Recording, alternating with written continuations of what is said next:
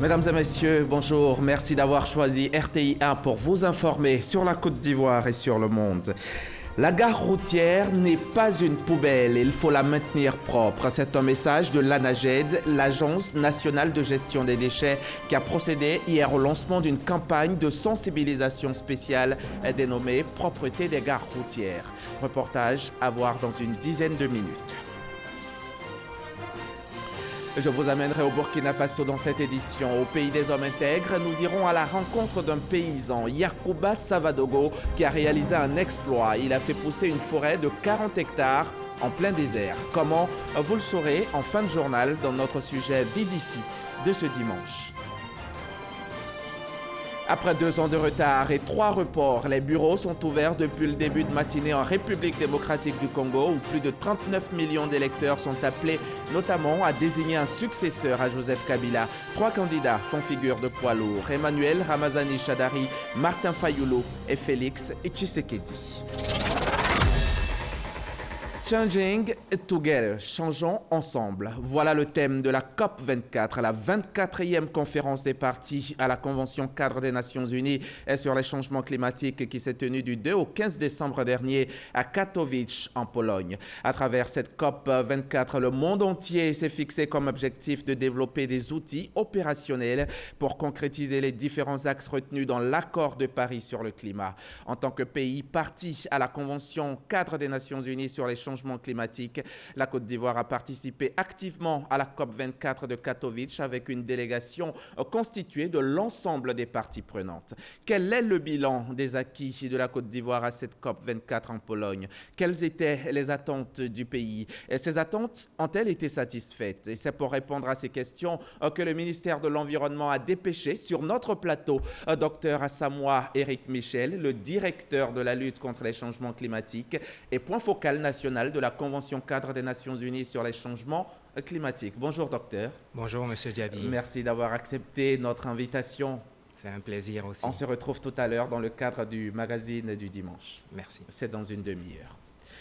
Le directeur général des impôts était hier sur le terrain. Ouattara Sy Abou a effectué une visite de certains centres des impôts du district d'Abidjan. Cela pour toucher du doigt les réalités de ces agents et tenter de les remobiliser en cette fin d'année en vue de l'atteinte des objectifs de recettes. Et à période exceptionnelle, mesure exceptionnelle, la Direction générale des impôts a ouvert ses caisses le samedi pour permettre aux retardataires des impôts fonciers de se mettre en règle. On en parle avec Jean-Luc Bangbo. Nous sommes samedi et pourtant dans cette direction des impôts située dans la commune de Cocody, les contribuables se succèdent aux caisses pour s'acquitter de leurs impôts fonciers. Ils profitent de l'ouverture exceptionnelle des guichets en ce jour, consentie par la Direction générale des impôts. Je suis venu payer les impôts fonciers de l'année. Comme c'est samedi et que la Direction des impôts a donné un jour de plus pour nous les contribuables de nous acquitter de nos obligations fiscales. Nous en profitons parce que ce n'est pas toujours évident dans la semaine. Ça nous réjouit, cet effort qui a été fait. Nous disons aussi merci à tous ceux qui travaillent dans les services des impôts parce que ce n'est pas évident de travailler vendredi et le samedi. C'est une belle initiative et nous tâcherons aussi vraiment de nous y prendre plus tôt pour ne pas trop stresser les employés. Les agents, eux, sont au rendez-vous en ce jour de travail inhabituel. Je pensais ne pas voir de contribuables en venant ici, mais le message du directeur général est bel et bien passé. Mais on aurait voulu que les contribuables viennent le plus tôt possible. On attend tous au dernier moment et on a des files de rang à n'en point finir. C'est un peu épuisant quand même.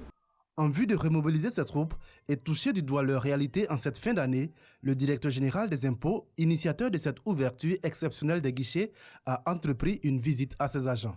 Les centres de la Riviera, de Plateau, Cocody Centre et de Biétry ont ainsi été visités. Nous avons initié un certain nombre d'opérations, des opérations de nuit, des opérations de contrôle de patentes et vignettes. Et il était bon que nous puissions accompagner ces mesures-là d'autres dispositions, notamment ouvrir nos guichets et nos services aujourd'hui samedi, pour permettre à nos concitoyens qui sont en retard de leurs obligations fiscales de pouvoir donc se mettre à jour. Les projections de recettes brutes attendues pour l'année 2018 sont de 2 263,4 milliards de francs CFA. Au thème des 3 premiers trimestres, la Direction générale des impôts avait collecté 1641 milliards de francs CFA et pour le dernier trimestre, ce sont 531,8 milliards de francs CFA qui devront être collectés afin d'atteindre les objectifs fixés en début d'année. Allons-y maintenant à Korogo. Korogo, où l'auto-emploi est une réalité. L'un des secteurs prisés est la vente de médicaments traditionnels. Tout le monde s'y adonne. Hommes, femmes, élèves, étudiants, chômeurs, tous s'y mettent et tous s'en sortent. L'activité fait des heureux parmi les revendeurs à travers la Côte d'Ivoire et même au-delà des frontières ivoiriennes.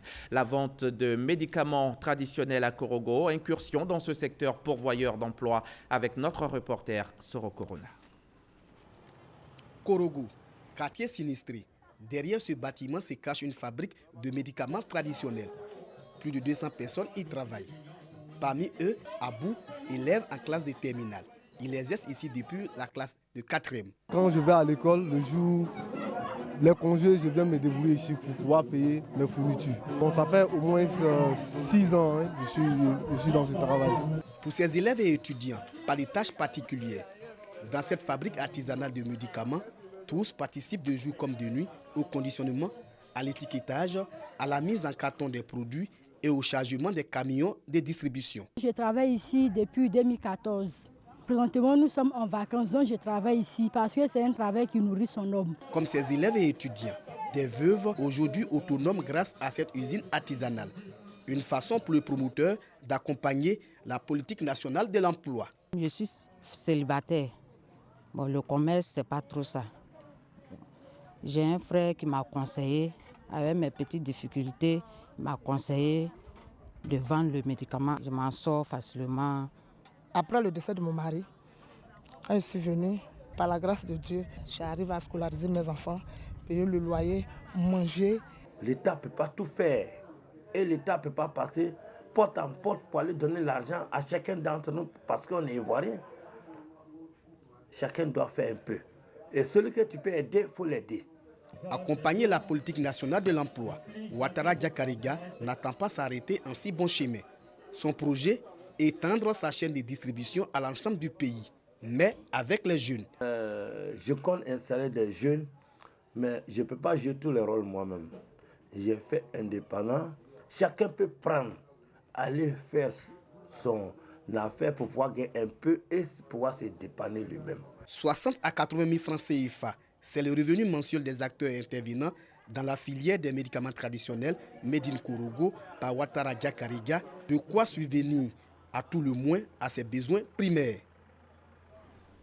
Ici à Abidjan, hier samedi, Chimariatou Kone, la ministre de la Solidarité, de la Cohésion sociale et de la lutte contre la pauvreté, était à Marcory. Elle y est allée pour présenter les condoléances du président de la République et du gouvernement tout entier aux familles des enfants décédés par noyade dans la lagune la nuit d'avant. C'est une pirogue qui transportait 11 enfants entre les berges de l'INJS et d'Anoumambo et qui a chaviré, causant ainsi la mort de 6 d'entre eux. Les détails avec Jean-Louis Bangbo. Les Ivoiriens se sont réveillés ce samedi avec un autre drame. 6 enfants ont péri dans la lagune entre les berges de l'INJS et d'Anoumambo à Marcory. La pirogue dans laquelle ils se trouvaient s'est renversée, causant leur mort par noyade. Hier, aux environs de 1h11, nous avons été alertés pour une pirogue transportant des personnes qui se sont renversées. Donc à 1h20, nous sommes arrivés et automatiquement, après les renseignements, il s'agissait des enfants. Et j'ai automatiquement engagé une équipe pour pouvoir procéder aux recherches. Et le résultat était qu'ils étaient au nombre de 11. Et il y a 5 qui ont pu s'en sortir avant qu'on arrive. Et il y a eu 6 qui sont restés noyés. Et on a pu repêcher tous les 6 corps. Informée du drame, la ministre en charge de la Solidarité et de la Cohésion sociale s'est rendue sur le site du sinistre en compagnie du préfet d'Abidjan. C'est un nouveau drame sur les plans d'eau. C'est triste et c'est le lieu de rappeler nos concitoyens à la prudence pendant ces périodes de fête. Nous allons également proposer avec les autorités en charge de la question des transports une interdiction à partir d'une certaine heure. On dénombre malheureusement 6 morts, 6 enfants, 3 filles, 3 garçons, dont l'âge varie entre 11 et 20 ans. et nous disons Yako. Nous déplorons ce drame qui s'est déroulé en pleine nuit dans une petite embarcation, une toute petite embarcation pour 11 personnes qui étaient certainement en fête. C'est vrai que c'est la période des fêtes, mais il faut vraiment faire attention. Maria Toukone s'est ensuite rendue dans chacune des familles endeuillées pour apporter le réconfort et la compassion du gouvernement. Elle s'est également rendue à la morgue de Port-Boué où les corps des victimes ont été transportés par les sapeurs-pompiers. Ces victimes n'auront donc pas la chance de passer ces fêtes de fin d'année. Cette période de fête en cette fin d'année peut donc être synonyme d'insécurité. L'équipe municipale de Yamoussoukro l'a compris et elle a décidé de s'investir pleinement dans la sécurité des populations de la capitale politique. Le maire et son conseil municipal viennent de faire don de carburant aux forces de défense et de sécurité locales d'un montant de 5,5 millions de francs CFA. Mamadou Kouassi, de retour de Yamoussoukro. Des bons de carburant d'une valeur de 5 500 000 francs CFA. C'est le don de l'équipe municipale de Yamoussoukro aux différentes unités de forces de défense et de sécurité de sa localité. Un appui à ces forces dans leur mission de sécurisation des biens et des personnes en cette période de fête de fin d'année. Le maire Jean Kwaku Nyanagbe et son équipe soutiennent que cette action s'inscrit également dans la nouvelle politique de développement de la capitale ivoirienne, qui est la gestion participative, en incluant toutes les composantes de la société. La célébration de la Saint-Sylvestre, nous savons les problèmes que nous connaissons partout. Et donc nous savons que nos forces de l'ordre et de sécurité seront sollicitées. Il faut les aider à nous aider. C'est pourquoi le conseil municipal a demandé à ce que nous donnons un peu de moyens. Un peu. Ce n'est pas beaucoup. Mais nous savons le dicton, nous connaissons le dicton. La plus belle fille peut donner ce qu'elle a. Présent à cette cérémonie, le préfet de Yamoussoukro a félicité l'équipe municipale pour cette initiative citoyenne. Broukwame a invité la population à la vigilance et surtout à une franche collaboration avec la police et la gendarmerie. La collaboration entre la population et les forces de sécurité doit être vraiment très bonne pour que la sécurité soit plus efficace. Et donc, au-delà de ce que le maire a donné, je lance un appel à tout le monde et à toute la population pour que cette collaboration soit de plus en plus efficace, concrète sur le terrain. Ensemble, nous puissions venir à bout de la sécurité. La police, la gendarmerie, les sapeurs-pompiers militaires et le CCDO sont les principaux bénéficiaires de ce don de carburant.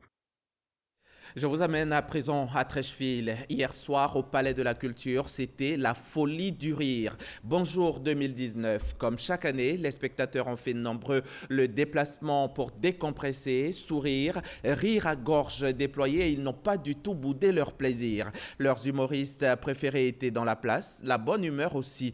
Pour vous qui n'avez pas pu vous y rendre, ce sera pour l'an prochain. Mais nous, Sangaré et Kone Park Gassoro vous décriront l'ambiance comme si vous y étiez.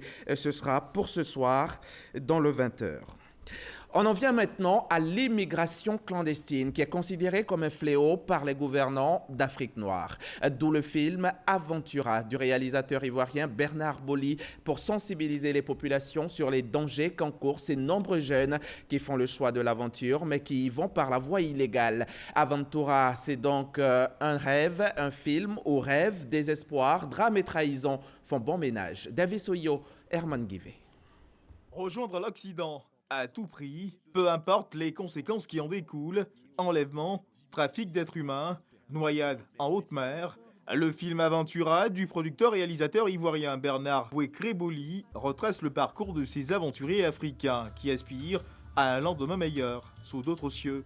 Ce long métrage d'1h30 met également en lumière les causes et les conséquences de ce choix. Le film parle de 4 jeunes qui ont décidé de quitter leur pays. Ils étaient qualifiés, leur film était sélectionné au festival d'Angoulême en France et le système a refusé parce que le réalisateur n'épousait pas sa politique culturelle. Et donc, quand les enfants ont voulu revendiquer, il a cherché à les tuer. Ils sont partis. Atteindront-ils leur but? Ça, c'est la question, il faut suivre le film. Des scènes accompagnées d'effets spéciaux, joués par des acteurs ivoiriens, pour la plupart à leur premier grand rôle au cinéma. Il fallait réellement incarner les personnages, c'est-à-dire il fallait être dans les sites qui correspondaient aux personnages. Et c'était en brousse, était dans des conditions très difficiles, mais avec le courage, la volonté, on a réussi au moins à donner ce qu'on pouvait. C'est ma partition pour la lutte contre l'immigration, pour dire à nos frères de ne pas se donner à ces genres de pratiques.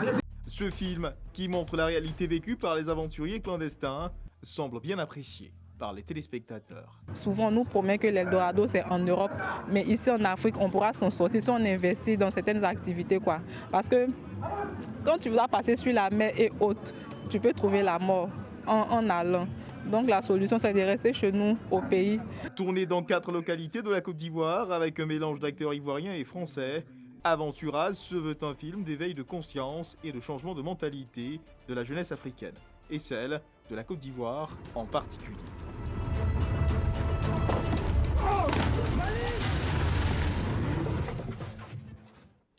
L'immigration clandestine, une réalité, un fléau qui touche de plein fouet la jeunesse ivoirienne.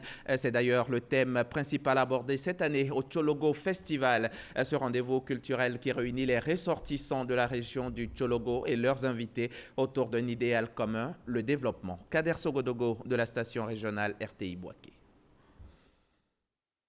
Et c'est parti pour la 8e édition du Tchologo Festival. En plus de volets culture et social, un thème d'actualité est au cœur des retrouvailles, l'immigration clandestine.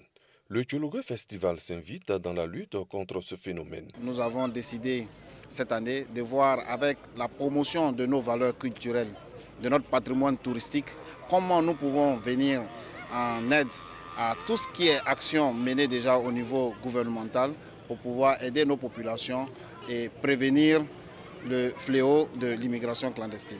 Au centre culturel de Fekese-Dougou, des universitaires ont longuement évoqué les dangers liés au phénomène de l'immigration clandestine. Un message bien perçu par les jeunes de la région du Tchologo. Il est important pour nous, la jeunesse de ce beau pays, de comprendre que l'intérêt et le développement de la Côte d'Ivoire ne se fera qu'avec nous.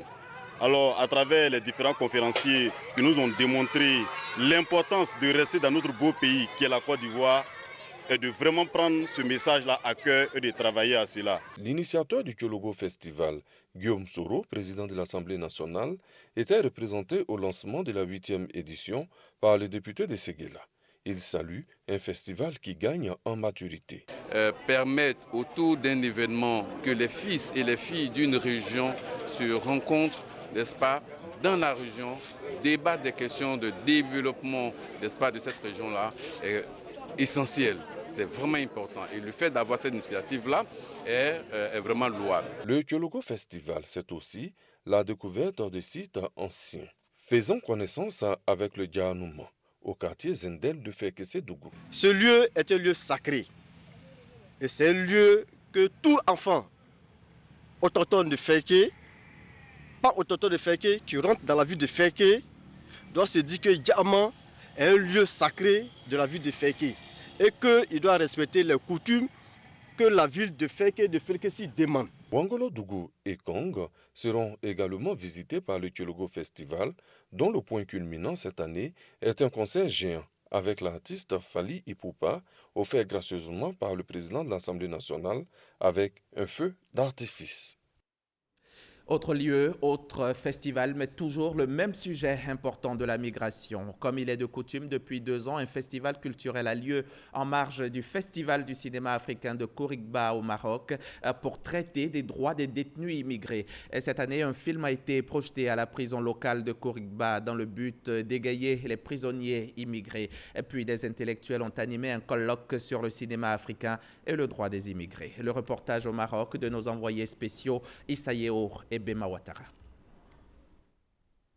Un festival culturel pour parler des droits des détenus africains à Kourigba. La 2e édition de ce festival, inclus dans le Festival du cinéma africain de Kourigba, a été l'occasion pour les organisateurs de faire vivre des moments agréables aux prisonniers immigrés. Au Festival de Kourigba, nous apportons comme ça une petite contribution.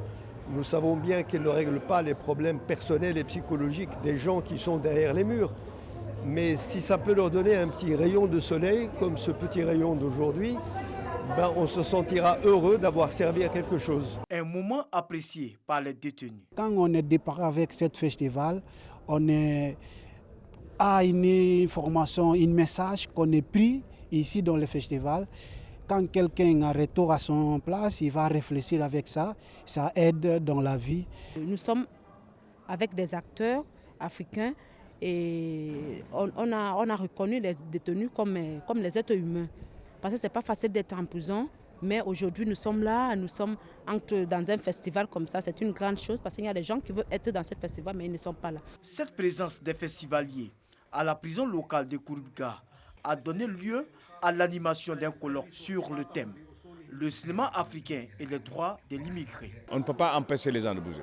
Mais à partir du moment où on accepte le fait que les gens doivent bouger, il faut créer les conditions d'une interaction. Des gens qui bougent vers d'autres horizons, et des horizons qu'ils vont trouver, et que ces horizons soient prêts à les accueillir en faisant l'effort de connaître leur background culturel, d'où est-ce qu'ils viennent, que ce ne sont pas n'importe qui parfois. Les droits de choix des immigrés sont souvent remis en cause ou bafoués. Et c'est heureux que le cinéma peut jouer ce rôle parce que par essence, et comme je l'ai rappelé dans ma communication, le cinéma c'est cette âme-là qui éveille les consciences, qui transforme l'homme et qui conscientise, et faire en sorte que ce cinéma aujourd'hui ne doit jamais mourir parce que c'est aussi de notre responsabilité. La prison locale de Kouroubiga compte 171 détenus immigrés à ce jour.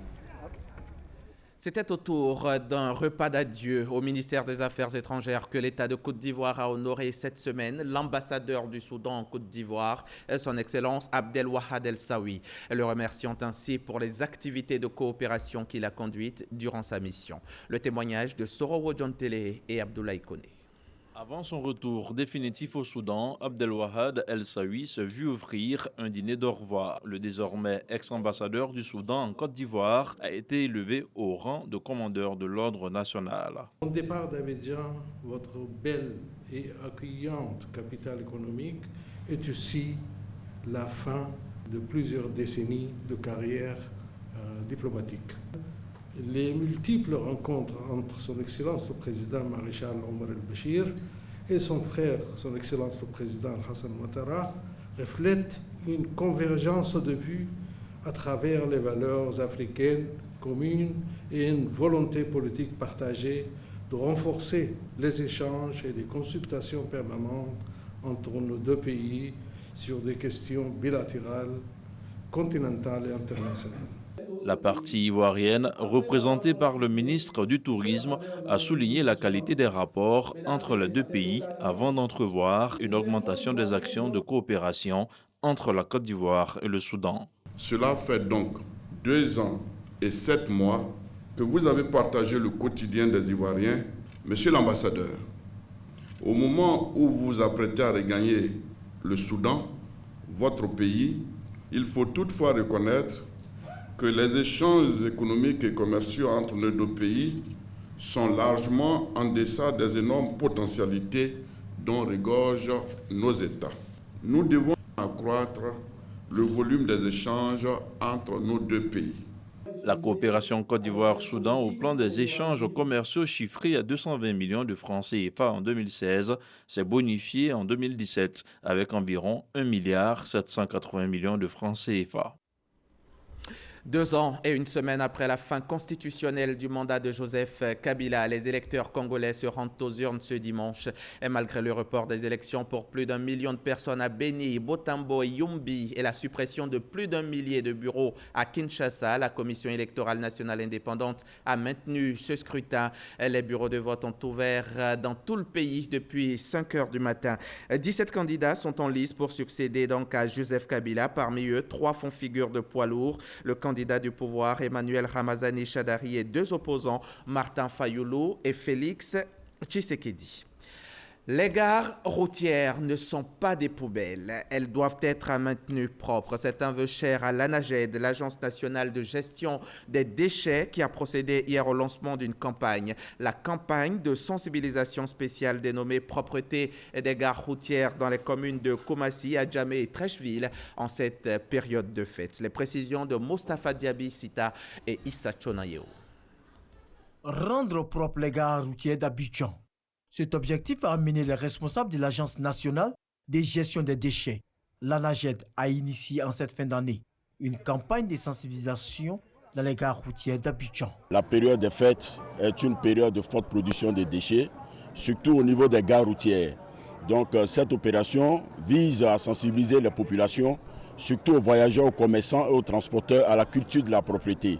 Vous savez que la Côte d'Ivoire est dans une nouvelle politique de gestion des déchets.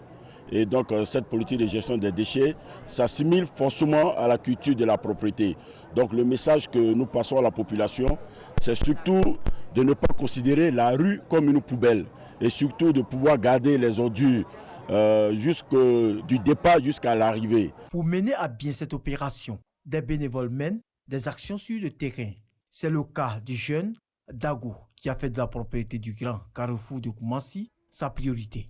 Je suis volontaire, je veux travailler pour la propriété de mon pays. J'aime ça quoi, quand mon pays est propre, ça me plaît.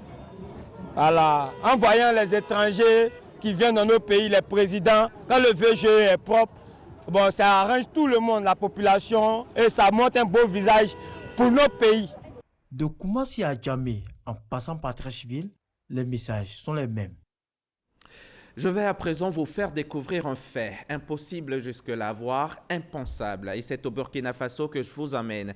Sur place, un paysan, Yacouba Savadogo, a réalisé un exploit. Il a fait pousser une forêt de 40 hectares en plein désert. Comment? Grâce à une méthode traditionnelle de reboisement qu'il appelle le zaï. Et cette réussite lui vaut d'ailleurs la reconnaissance internationale des acteurs de la lutte contre le changement climatique et qui lui ont décerné récemment le prix Nobel alternatif. Yacouba Savadogo, l'homme qui repousse les limites du désert. C'est votre sujet Vie d'ici de ce dimanche. Il est signé Didier Nguessan. De Ouagadougou ce 3 décembre 2018. Pavillon d'honneur. Tout un protocole déployé pour un homme. Yacouba Savadogo. La fierté du Burkina Faso, le septuagénaire, vient de recevoir le prix Nobel alternatif en Suède.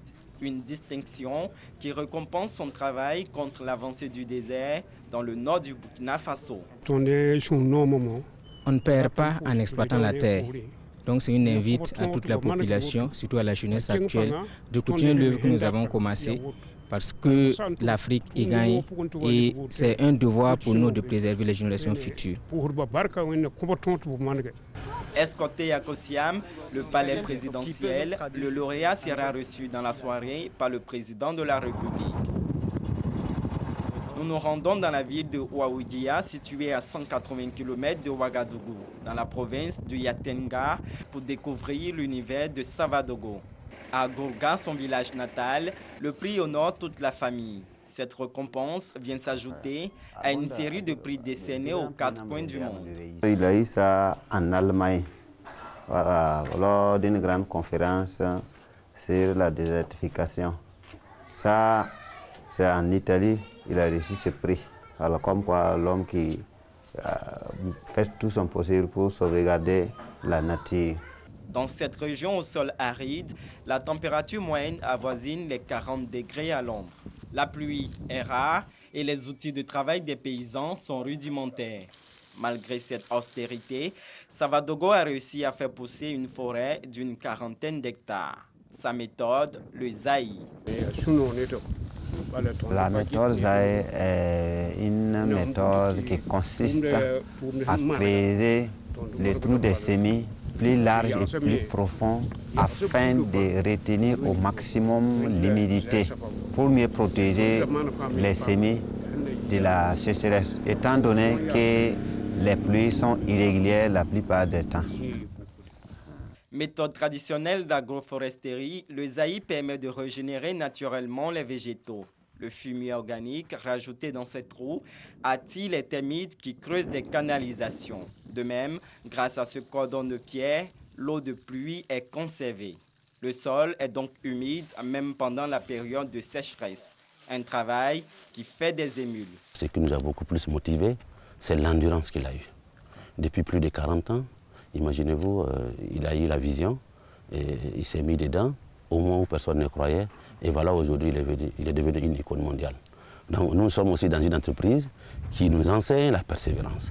Donc, nous sommes venus vraiment pour pouvoir profiter justement de sa vision, de son expérience, pour aussi endurer dans notre travail. Cette forêt recompose l'écosystème du village, mettant à l'abri de la famille Savadogo. Elle vient d'y récolter une dizaine de sacs de mil. Il y a une famille de 27 enfants et 3 femmes, dont la quantité récoltée me permet suffisamment de nourrir la famille jusqu'à la prochaine récolte.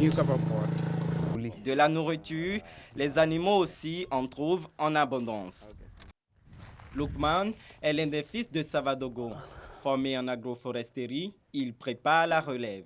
Là, dans la forêt de papa, il y a plus de 96 espèces d'arbres différents et 66 espèces d'herbes différentes.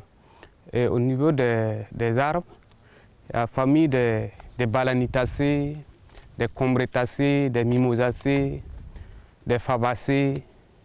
Il y a plein d'arbres. Et cet arbre est appelé Gira senegalensis. Son combat, gagné pour la flore, Savadogo engage aussitôt celui de la faune. Il est en train de construire une retenue d'eau pour aider les animaux de cette forêt à s'abreuver. Au mois d'avril, mai, beaucoup d'espèces d'animaux n'ont pas de quoi s'approvisionner en eau.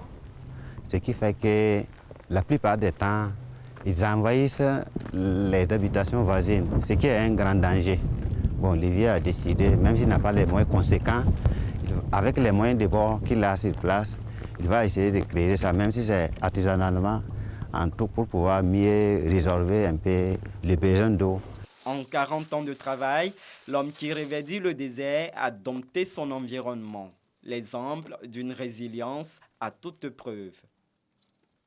Voilà qui nous conduit directement au magazine du dimanche. Notre invité est du ministère de l'Environnement, Dr Asamoah Eric Michel. Il est avec nous pour nous dresser le bilan de la participation de la Côte d'Ivoire à la dernière COP, la COP 24 en Pologne. Docteur, on va suivre ensemble cette vidéo avant de revenir pour échanger.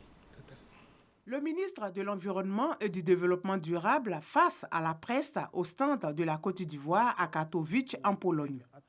Objectif, faire le point de la 24e conférence des parties COP24.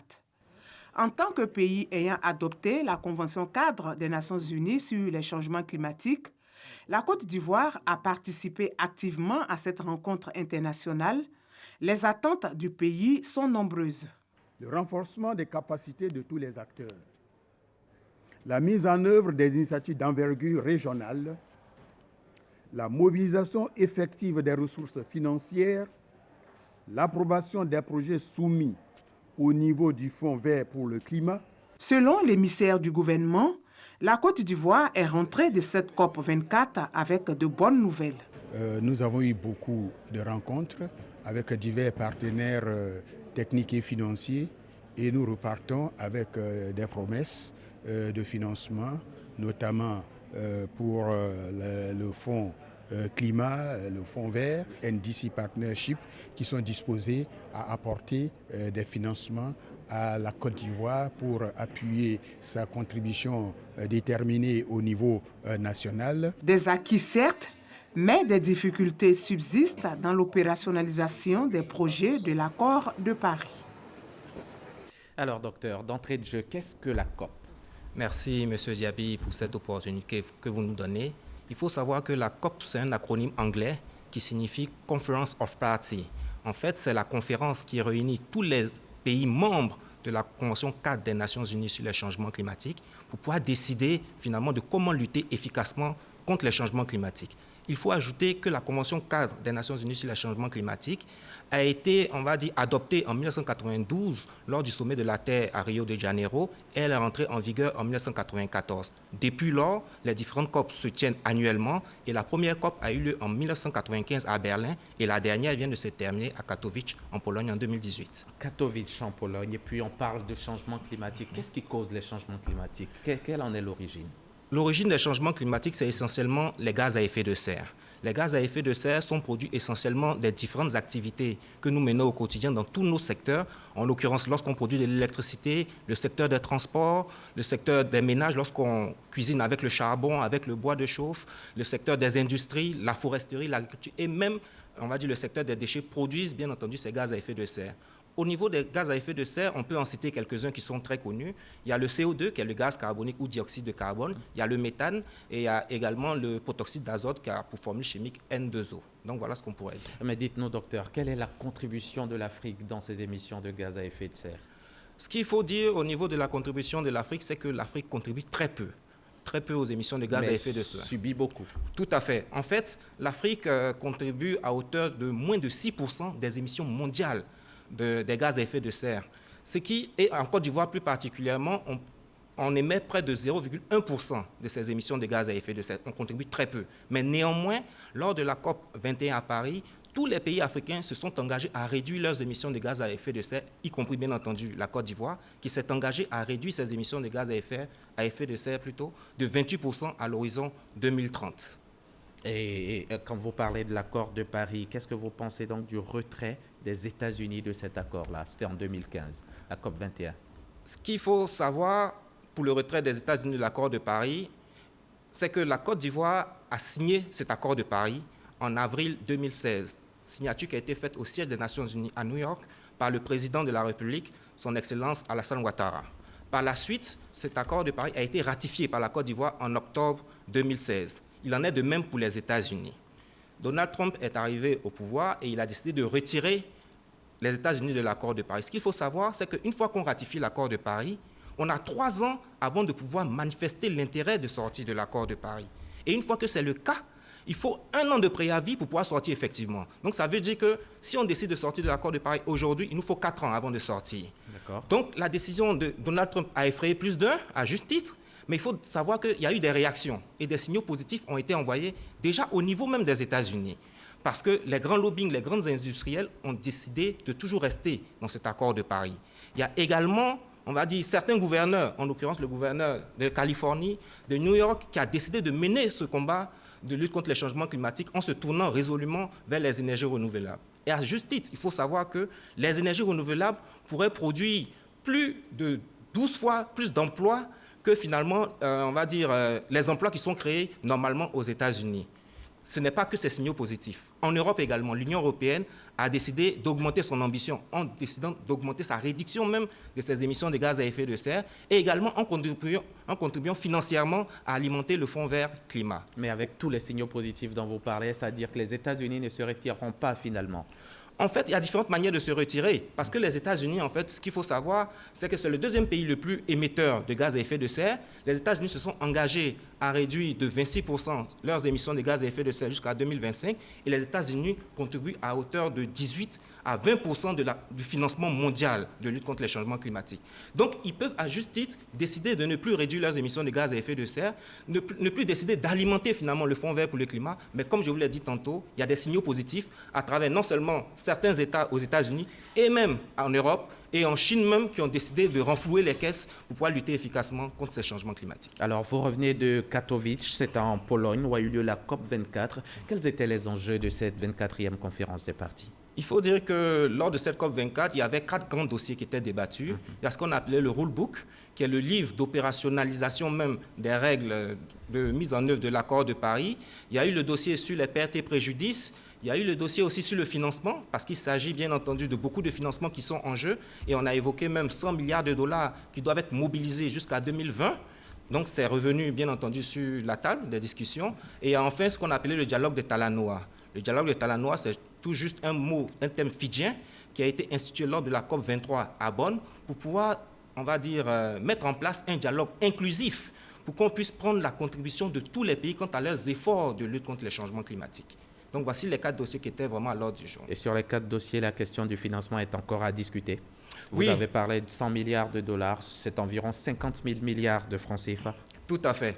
Cette question, je pense, sera discutée au fil des COP pour pouvoir affiner les différentes contributions, compte tenu du fait, bien entendu, que les États-Unis se sont retirés, finalement, entre guillemets, de cet accord et ne contribuent plus, finalement, à alimenter cette caisse-là. Alors, qu'est-ce qu'on retient de la participation de la Côte d'Ivoire à cette COP 24? Ce qu'il faut retenir, c'est une participation satisfaisante. Satisfaisante, dans un premier temps, du point de vue déjà de la délégation qui est partie. Il faut savoir qu'on avait près de 120 membres de notre délégation ivoirienne à aller à Katowice. Et parmi ces 120 membres, on avait près de la moitié qui étaient issus du secteur privé et issus également des ONG. Donc ça veut dire que les changements climatiques, ce n'est pas seulement l'affaire des ministères, il y a aussi le secteur privé qui est concerné, les organisations de la société civile. Il faut savoir également qu'il y a eu des échos favorables par rapport à toutes, on va dire, nos attentes qui avaient été formulées avant la COP, et en ce sens qu'on a eu des interventions, des prises de parole très remarquées de nos différents responsables, en l'occurrence le ministre de l'Environnement et du Développement durable, le professeur Joseph Seka, qui a eu à intervenir par exemple lors de la conférence des ministres africains de l'environnement et qui a eu à faire aussi la déclaration au niveau du pays en montrant la vision claire du président de la République, son Excellence Alassane Ouattara. Il faut noter également qu'on a eu une bonne visibilité aussi quant aux différentes initiatives que nous menons en matière de lutte contre les changements climatiques, puisque nous avons eu un stand pour la Côte d'Ivoire, et ce stand était d'une superficie de 100 mètres carrés. Il faut le souligner, depuis 2015, la vision du chef de l'État, c'est que la Côte d'Ivoire soit plus visible lors de tels événements.